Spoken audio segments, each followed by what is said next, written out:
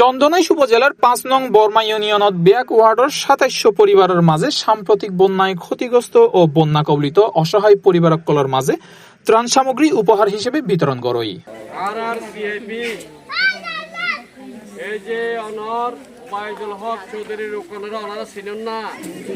আব্দুর রহিম চৌধুরী ফাউন্ডেশনের উদ্যোগে ফাউন্ডেশনের চেয়ারম্যান ওবায়দুল হক রোকন চৌধুরী সিআইপির সৌজন্যে এই ত্রাণ বিতরণ কার্যক্রম পরিচালনা করা হয়। বিগত করোনা থেকে আমি এই ত্রাণ সামগ্রী দিয়ে আসছি, ইফতারি যেভাবে দিয়ে আসছি, আলহামদুলিল্লাহ আপনারাও দোয়া করবেন যাতে আগামীতেও কি এগুলো বেশি করে দিতে পারি।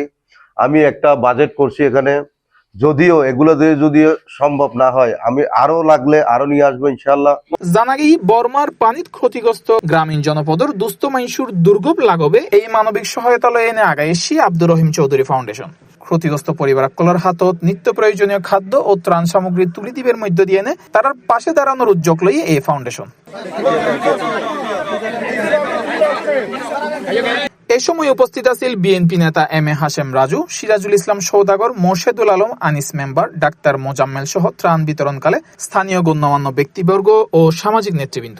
যে প্রাকৃতিক দুর্যোগ ভয়াবহ, এটা স্মরণকালের ভয়াবহ প্রাকৃতিক দুর্যোগ, এই দুর্যোগের মধ্যে যে মানুষের পাশে এসে দাঁড়ানো, এটা হতো মানবিক কাজ, মানবতার কাজ। বর্মাবাসী ও সাধারণ জনগণ এই ধরনের আপৎকালীন মানবিক সহায়তার লাই ফাউন্ডেশনের চেয়ারম্যান ওবায়দুল হক রোকন চৌধুরী সিআইপির প্রতি বিশেষ কৃতজ্ঞতা ও ধন্যবাদ প্রকাশ করে। C+ TV, Chittagong.